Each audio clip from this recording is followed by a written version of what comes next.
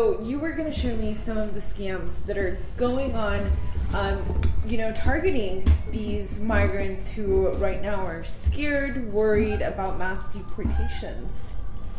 Yes, I can tell you from my own personal experience, my Facebook page, business Facebook page, has been cloned more than once. Luckily, my clients have contacted me because they have been reached by somebody else asking them for money. For example, this one. This is not me. So somebody sent me this screenshot actually about this page, this Facebook profile who have contacted as pretending to be me, Moreno Law Firm.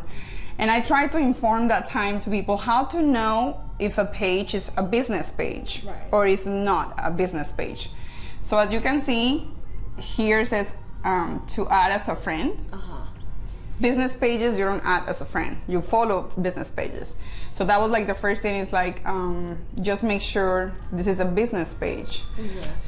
So they put my everything, they clone everything, they took my picture because they can save pictures from any Facebook business that is, is public. You can download those pictures, you can save them, the background, everything. They put my name, but that's not my office. And this has happened 3 times. So they just do variations of something with the same pictures, and they send messages to people asking for money to help them with immigration. This is what happened to me and actually many other immigration attorneys. Besides this, there is people pretending to be immigration judges. There are people pretending to be immigration attorneys, as you can see. And there are people pretending to be ICE officers. So actually I can show you something very recent. An attorney in a group that I belong to shared a picture of what is supposed to be like an attorney license of someone that scammed $1,800 from a juvenile, a minor. Oh, wow. It is insane. So this is, I believe, in this group. Let me see it to find it quickly. So we have an immigration attorney group here in Texas. Oh, here it is. According to a colleague and a PNC's potential new client, this individual took $1,800 to perform legal services for a juvenile. And if you check this information of this person, supposed to be a lawyer license. That is not a lawyer license. Attorneys, we don't have a lawyer license, we have bar cards. And very few bar cards actually have a picture. Some do, mine does. The New York bar has a picture for the attorney ID. Normally it doesn't say lawyer license. And I will just caution people to be very careful before they give any money to anybody. This guy with this document convinced somebody he was a lawyer and took $1,800 from a minor, an undocumented minor. So yeah, this literally was posted yesterday. Oh, wow. Yeah. So, with the fear of these deportations coming up, what are some of the things that migrants should know? Like, if you get stopped, if they come to your house, what are your rights? What can you say? What can you ask for?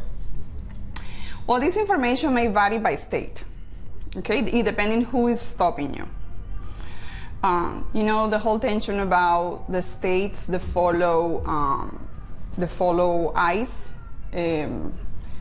request for detaining immigrants, and some states that do not do that. So depending on the state, this varies, right? If the police stop you versus ICE, right, there may be a difference. So starting with here in Texas. If you get stopped in a traffic stop, you need to know what the laws are. What do you have to do to not commit a crime, right? In Texas, it's a crime, state crime, to lie to the police. So I would recommend nobody to give a fake name or a fake date of birth to a police officer. Now, the law requires you to identify yourself to the police, but it's not like an absolute rule, because you also have a right to not say anything to the police. So instead of lying about your name, your date of birth, or your immigration status, I would recommend everybody to use their constitutional right to remain silent. And if you need to say something, it could be something about, am I being detained and why? Because anybody has a constitutional right to know why am I being stopped. Because we have a right to not be disturbing our persons or property arbitrarily, right? There has to be due process, and there has to be the respect for the law also from law enforcement. So do not lie to the police. Now, if you don't have documents at this moment, your visa expired, and you're afraid for the police to find out that you don't have documents, don't lie. Don't respond questions about your nationality or immigration status. You don't have to. You do not have to respond these questions. First of all, you have a right to remain silent. And another thing is, this stop has to be because the authorities believe you're committing a crime, right? So if they start asking you about where are you from, your nationality, and your immigration status, then why did you stop me? What does that has to do with the stop? The stop has to be constitutional. It cannot be arbitrary, right? Not just because. And also, we should not allow the law enforcement to stop people because of the color of skin or what language they're talking at the moment, because that would be profiling, it would be discriminating, it would be unconstitutional too. So that would be the first thing. Do not lie to the police. Do not lie to the police, but also keep in mind you don't have to provide all your information to the police. You only have to identify yourself. Under Texas law, identifying yourself means telling your name and your date of birth and your current address. And that's it. It doesn't include saying your nationality. It doesn't include if you have a visa or if you don't have any documents or how did you enter in the United States. That's it. Just your name and your date of birth and an address. Anything else you don't have to say besides why am I being detained? And that is a lawful question. That's a question that whether you're a citizen or not, you should be asking when you get disturbed by the police, when you get stopped by the police. Another thing is, if it's ICE, we still have due process rights, even if it's ICE who is stopping you. It's not just about the police stopping you. If ICE commits a crime to detain you, if they lie to you, if they profile you. Now, we're not talking about entering through the bridge or being detained within a few miles from the border. Of course, it is reasonable for ICE or CBP to detain you and ask you for something when you're like right in the border. But if you're in San Antonio in the mall or in a park, you shouldn't be approached by ICE just because you're brown, just because you speak another language, just because you have a turban in your head, just because you have a beard, because that would be profiling. So there is also a due process in even ICE approaching you when you are not at the border. So that's something the people should be aware of, whether citizens or not, whether you have no documents or you're a resident or you're a citizen. The ICE cannot just kidnap you from the middle of the street when you're not committing any crimes or doing anything. There have to be a reason that they approach you, that make them believe you are here undocumented or that you violated the law. Now, the same goes to your house. United States provides constitutional protections to people to be protected from certain unreasonable search and seizures in their homes. So if ICE goes and demands that you open the door, but they don't have a warrant of arrest, because ICE also have warrants of arrest, then you don't have to open. You don't have to open the door, you don't have to let them in. They need to have a warrant of arrest. So don't feel forced. I will advise people to not feel forced that they have to open the door, they have to let them in if they don't have a warrant of arrest. I mean, I cannot show you here what an ICE warrant of arrest looks like. I will be posting something in my platforms, my social media, for people to see. But just remember, you do have rights. Whether you have papers, whether you're a citizen, or whether you have an expired visa, or you have a removal case pending, or your asylum pending, or you're just here undocumented, you still have rights. and don't feel afraid to demand those rights to be respected. Now, again, do not break the law. Do not lie to the police. Do not say a fake name, right? And for sure, if you don't have status and if you enter undocumented, do not tell the police about how you entered the United States and about what's your current status, because you do not have to tell that to the police. So that will help a lot in the states where the states are cooperating with ICE. And that's going to happen a lot now. A lot of states are going to be willing and more than willing to cooperate with ICE. So keep in mind, most of the detentions are probably going to come from local police, local law enforcement. So that's why people need to be prepared to deal with local law enforcement that is not necessarily ICE. Okay, and you last time you also told me that if you've been in the country for more than 2 years, if you do get arrested, you have to be able to see a judge, go through that entire process before they can kick you out. Can you tell me about that again? Yeah, so, pardon, sorry. So, immigration law states that since 1996, the last time immigration law was amended, the Congress has stated that immigrants that are just arriving, people that just cross the border, whether lawfully or through another place, if a person has been here for less than 2 years and they just very close to the border, I believe it's 100 miles from the border, you don't have a right to see an immigration judge to determine whether you're removable or not. Basically, the idea of that is people who are just getting here, they don't have necessarily family or big, ties to the United States, they're just getting here. So the idea is to process these people quicker. Mm-hmm. That's why they don't have a right to see an immigration judge. I'm so sorry. Yeah. Now, when people have been here for at least 2 years, or they're further away from those 100 miles from the border. So it's 3 years? 2 years? 2 years. If somebody has been here for 2 years, they cannot be administratively deported or expedited removal. So basically, that's what I mean, whether you can see a judge or not. So if you just got here, you have been here for less than 2 years, ICE or CBP, Border Patrol, can deport you, can remove you, that's actually the term in the law, can deport you without you seeing a judge, an immigration judge. So that is an administrative deportation, that is an expedited deportation, and it's completely legal. Mm-hmm. If you have been here for 2 years or more, then you have a right to demand that you present your case with an immigration judge and that immigration judge decides whether I get deported or not. So everybody who is here for more than 2 years cannot be legally deported without giving those people the option to see an immigration judge so they can present their case and maybe they can apply for something to stay lawfully in the United States. So that is something very important people need to know. If they have been here for 2 years, they have a right to see the judge.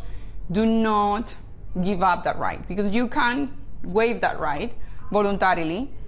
So do not give up the right. Demand that you be seen by an immigration judge and that you'll be allowed to present your case. Okay, perfect. Is there anything else that migrants should know, whether they're going through the immigration process or not at all, that they should know before, this next term comes in and could start those deportations? Yes, so going back to whether am I going to be able to be, am I going to be deported right now? That is important to know. So if you've been here for 2 years or more, no, you cannot be deported right now without being allowed to see a judge. But if you already seen a judge and you were ordered deported because you presented your case and the judge found that you did not meet your burden of proof to show you were eligible for asylum or for your residence or cancellation, or if you did not show up to your court, if you failed to appear to your hearing with the immigration judge, the judge has to order you removed in absentia. So if you already have a removal order from the judge, whether because you lost your case or you did not attend your hearing, you can be deported expedited too. ICE has an order to deport you from the judge. The judge is ordered that you be removed from the United States. So you already have a removal order. I don't want people to misconstrue what I'm saying, that if you've been here for 2 years, you can't get deported, you have a right to see a judge.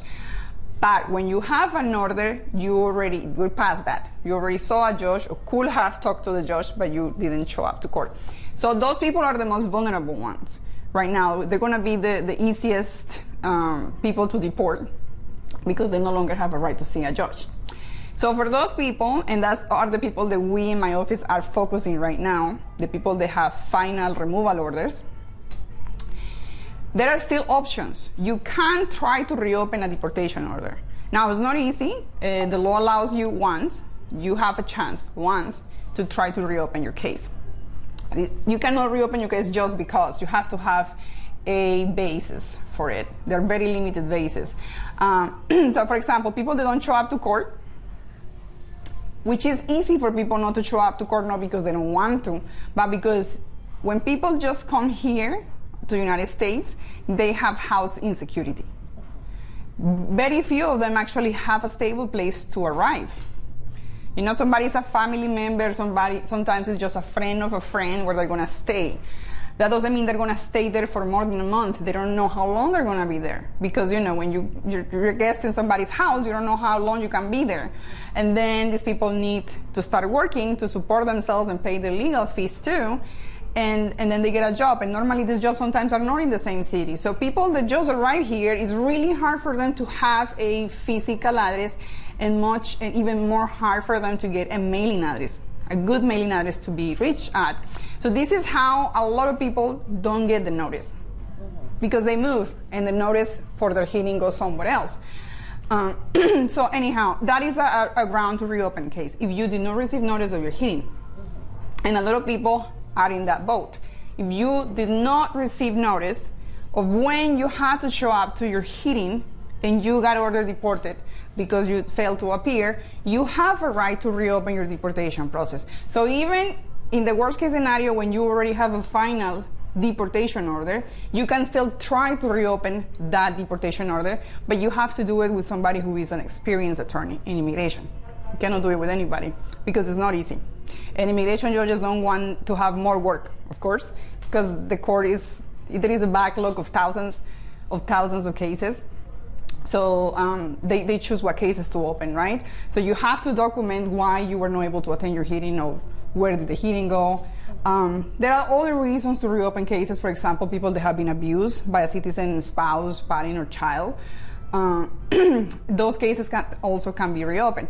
And there is another base that is actually pretty common too. They have a bad representation. Either they were pro se, they didn't have an attorney, or they had an attorney that was not too knowledgeable, or they were being held by a notary. So they did not apply for things with the court they could have, and they lost their case, you see? So if they can show that they were giving wrong advice, and because of that, they lost their case, they can try to reopen their case with the immigration judge. So that is a very important thing for people with have final removal orders to know and to act upon, to start trying to reopen those cases, so you don't have a final deportation order, because if you do and you don't do anything, ICE can come and pick you up. Another thing that can happen, like the people can do when they have removal orders and ICE detains you to deport you, there is something called the stay of removal. The stay of removal is done with a form called I-246. And you have to pay like $150 for that. And you have to your family member, because you're gonna be detained, they need to know where the local ICE office is. No USCIS office, there's different people. USCIS is completely different from ICE. So they need to know where the local ICE office is to go and take that form and take that money order or check for $150 to stay your removal. And that is just literally requesting them to get you out of the airplane or out of the bus for a very limited amount of time for you to do something about your case, or for a very, very extreme humanitarian reason. So normally when I have done this is because I am preparing a motion to reopen their deportation order.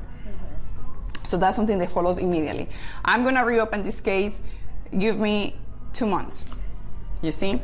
And they tend to agree if you met it and you show that you're eligible. So those are things that people can do too. And going back to people that don't have removal orders,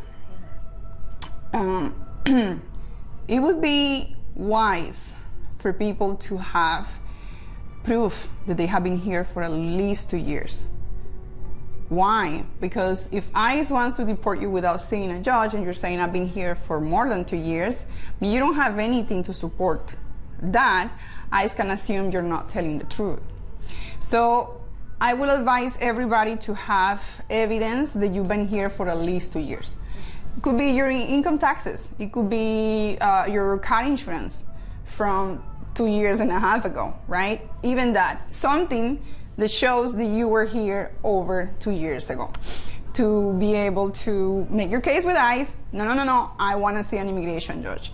Now, if people have been here for at least 10 years and they have a spouse, parents, or minor children that are citizens or residents, they can apply for cancellation of their deportability, let's call it like that, and for their green card with the immigration judge. So there is a lot of people that will actually benefit from being detained by ICE. There is a lot of people that are eligible for to become lawful permanent residents only if they get detained and be placed in removal proceedings. So that's another thing I like to remind people, because when people get detained by ICE, they get scared, they feel hopeless, and sometimes officers tells them that if you fight your case, because remember, people can voluntarily waive the right to see the judge. Sometimes immigrants are told that you're gonna be detained for a long time. Do you really wanna do this? So people with those fears and what they're told about you could be detained for a long time fighting that case, decide to waive the right to see the judge. I would recommend absolutely everybody to not waive that right, because chances are you may be eligible for something with the immigration judge or with USCIS to be able to stay in the United States. So don't waive that right, demand that you be allowed to see an immigration judge. And do not worry about the detention, because there is a right to be released from detention from ICE.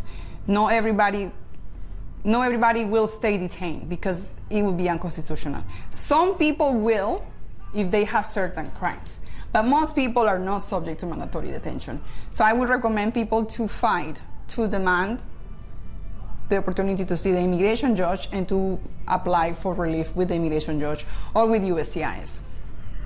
Okay, perfect. Is there anything else that you think you need to mention? Oh yes, U.S. citizens and residents.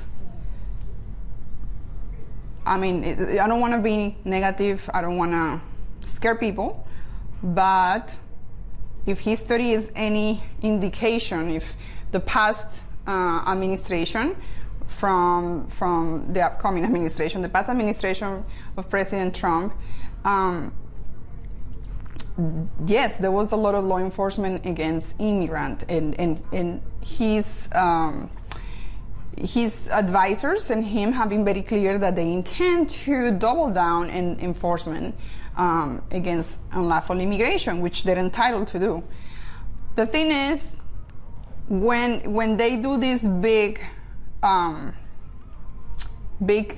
plans to detain as many people and place a lot of people in removal proceedings, a lot of people get caught in the net, and that includes citizens and residents. So if people haven't requested their passport, their U.S. passport, if they're citizens of the United States, they should request that U.S. passport. And if you can request the little card, there is a card that you can carry on your wallet or your purse, because the book may be too big, do it, and do it now. And I bet a lot of people are doing it. It's going to take a while. So I would recommend everybody who is a U.S. citizen to do that as soon as possible, so you can carry something with you showing that you are a U.S. citizen. Same thing with your residence. If you are a lawful permanent resident, you should carry your resident card with you at all times. At all times. If you're gonna go to H-E-B, you're gonna go to Walmart, if you're gonna go close, take your documents with you. because if you do get detained, you don't want to be explaining ICE officers that you are a US citizen with nothing to prove. And unfortunately, most people don't even know where their birth certificates are. Most people don't even know where their passports are. So you don't want to be detained by ICE trying to tell your cousin or your grandma where to find those documents for you. So just prepare. Don't think this is not about you. Don't think because you're a citizen or you're a resident, this is not about you. Nothing is going to happen to you, because easily could, and it has happened in the past. And to not, don't be afraid, get informed, contact a competent attorney to help you. If you already were deported, you can still try to reopen your case. If you have not been deported, then you should be getting ready to apply for something with immigration. And carry your documents. Yeah, that would be my advice. Okay, perfect. Anything else I haven't asked you? That I could think of. Be aware of the scammers. I'm glad that you guys are talking about this to the community, because it breaks my heart. The immigrant community works really hard. The immigrant community works really, really hard and really hard jobs. And they're already underpaid. We actually been doing a lot of T visas, which is human trafficking visas. It's surprising that so many people have been victims of human trafficking, and I bet every single person knows at least 5 people that have been victims of human trafficking at their work or in their own families. So it is heartbreaking to know that there are other people out there taking money from the immigrant community, pretending to be lawyers or even pretending to be immigration judges to take their money, their hard-earned money. So I will warn people, because this is the moment you need to go and get help. Make sure the person you're talking to is a licensed attorney. How do you check if somebody is an attorney? Very easily. That attorney should tell you where they're licensed, what state they're licensed. For example, I'm licensed in New York. So if you look up in the New York website, the attorney registration, you will find my name and my attorney license number.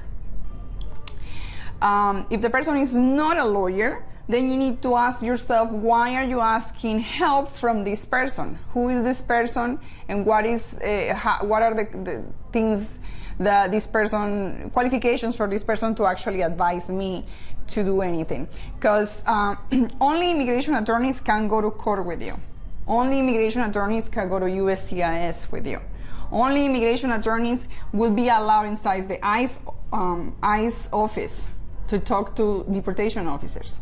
Only immigration attorneys can and will do appeals. So you're talking to somebody who fill forms, somebody who fill out forms because they know English, they know how to read and write in English, and they want to help. But of course, they're charging, so they're making it a business. But they don't really know well this, except for what the form says. Please run, because you don't need somebody who knows how to read English. You need somebody who can fight for you, who can go in court for you, who can go to talk to ICE with you. Somebody who can actually pick up the phone and call ICE and talk to them, and they will talk to them. That's the person you need. And if somebody says they're a lawyer, they have to be registered in a state as such. So just ask them, what state are you registered as an attorney, and then look it up online. And if that person doesn't show up, then do not give your money to that person. Another thing is, you cannot have access to an immigration judge. An immigration judge is not gonna call you. They're not gonna call you. You're gonna get a notice to attend an immigration hearing. All judges are stationed in a court that has a physical address. So even if you will get a link for an immigration hearing on your behalf for you, there should be an address from that court. You should check if that judge really is in there. You should go in person. Do not be afraid to go to the immigration court. You're not going to be detained. People are not going to be detained for going to the immigration court in person. You know why? Because everybody going to that address do not have documents. Everybody's fighting their removal case going to the immigration court. So a lot of people are afraid to go to the court because no, that's where people without documents go. they present themselves in front of the court to apply for relief with the immigration court. So before you pay somebody who is telling you they're an immigration judge and that you have to appear via online, right, Zoom, and you have to give them money, ask for their name, ask for the address, physical address of the court, and then go or have somebody to go to that address and verify this person is a judge and that your case is there. All immigration courts, all of them have a clerk, like a window where the people speak Spanish, they're helping you. You can go there and ask. Look, I received this email or this message saying that I have a hearing with so-and-so. I just want to make sure this is real. Is this a real judge, right? Do I have a hearing? And also, you can figure out easily if you have a hearing with the immigration court very easily, and everybody should know this. There is a way online to do it. The immigration court has a website. Immigration court is EOER. So they have this automated case portal. And if people have their documents when they were detained, they're gonna be able to log in here. The first result of automated case information from EOR is gonna be .gov. That's how you know it's a government website. And then it's gonna ask you about your A number. This is the identification number that immigration gives you, whether it's CBP when you're coming in, or whether it's ICE if they arrested you for another thing and then they put you in remote proceedings. So that is a 9-digit number, or it could be an 8-digit number. If it's only 8 numbers, you just put a 0 first. And here it's gonna tell you, once you put the number, it's gonna tell you if you have a court hearing or not. Also, if you remember that many years ago, you were detained by immigration and they told you you had to go to court, and then you never heard back from immigration, you never received any notices after that, this is how you check if you did have a hearing. Because if you did have a hearing and failed to appear, in this website it's gonna tell you if you were ordered deported, when you were ordered deported, by which immigration judge. So it's a very useful tool for people to know whether they have a future hearing or if they were already ordered removed by an immigration judge.